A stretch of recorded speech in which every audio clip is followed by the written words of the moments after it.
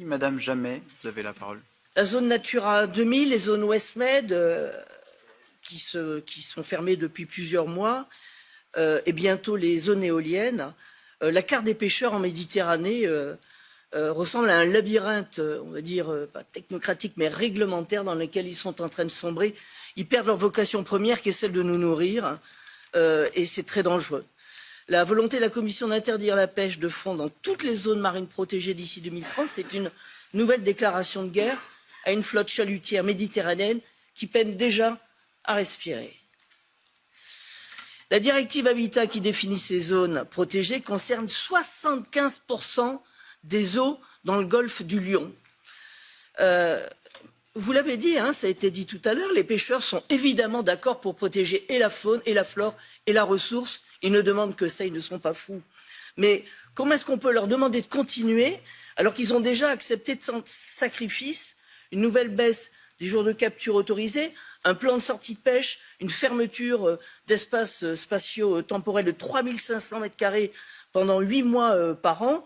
Dans ce plan, cette proposition de plan d'action, je ne vois qu'une preuve supplémentaire de la volonté de Bruxelles et de la Commission de les faire disparaître.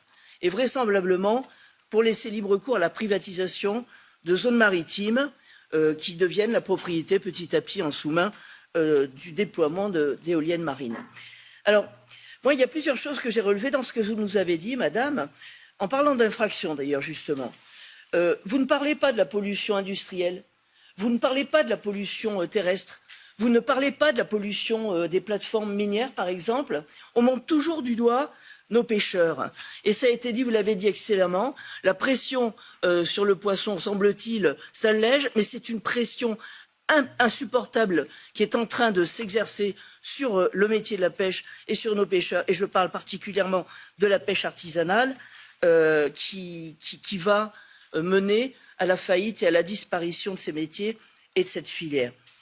Vous avez commencé votre propos tout à l'heure en disant « j'ai une bonne nouvelle ». J'ai une mauvaise nouvelle. Moi, j'ai deux mauvaises nouvelles. Chez moi, les chalutiers assurent 80%. Chez moi, excusez-moi, je parle de l'Occitanie puisque on parle de la Méditerranée et je suis d'Occitanie. 80% de l'approvisionnement des 4 criées d'Occitanie et ce qui concerne 1300 emplois directs ou indirects.